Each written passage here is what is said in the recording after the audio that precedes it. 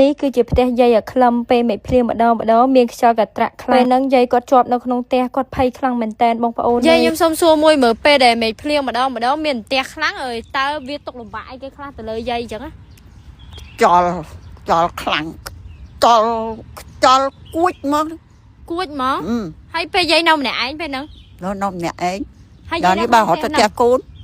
អានេះដឹកដែរផ្ទះកូនហើយពេលដែលឧទាហរណ៍ថាសង្ស័យវាមកវាហោះយកវាហោះទៅអាណាទៅណាធ្លាក់ទៅប៉ះសង្ស័យហក់ត្រូវណាអត់វាគ្រោះថ្នាក់យាយអើយគ្រោះថ្នាក់មកគូនឲ្យដាច់កក៏មានត្រូវមុខត្រូវមាត់ក៏មានតែមានអ្នកធ្លាប់ត្រូវអញ្ចឹងអត់វាមានមិនអត់ទេកូនខ្លះផ្ទះគាត់លើ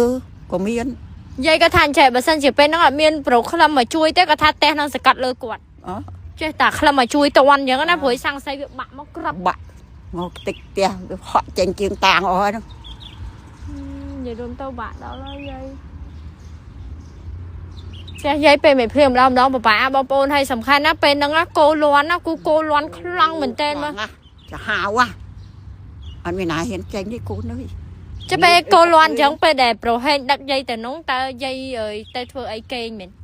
យាយទៅសំហាក់នៅហ្នឹងមែនម៉ាក់នៅហ្នឹងគួយនៅហ្នឹងយើងជិះខ្លាចចុះយាយប្រាប់ខ្ញុំមុនហ្នឹងថាកលុំពុកយកពុកកលុំហ្មងយកពុកកលុំបិទគ្នាមកខំវាចាស់បាញ់អត់ឈប់ផងអើយខាងព្រាក់ចាំងហើយអូនឯងចេញទៅណាទៅកាត់ព្រៀងទៅមួយទៅណាទៅមួយបើកូនលាន់អូនអត់សូវខ្លាំងខ្លះពេលខ្យល់បក់ខ្លាំងទៅសង្ស័យនឹងហើត្រូវយើងណាអានេះទ្វាពីបងនោះព្រោះហក់ចូលមកក្នុងហើយបាយកញ្ចក់បាច់អីតិចទីអានៀបអីតអានៀបឈើទៅឈើអត់ហ្នឹងមកចូលខាងតិចហ៎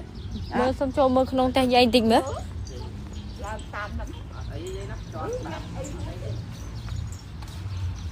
ចាក្លឹមពេលមកដេកណាដេកនឹងដែរដេកហ្នឹងអូចឹងពេលដែលក្លឹមមកលេងតាមម្ដងក្លឹមដេកឡើយនេះបងប្អូន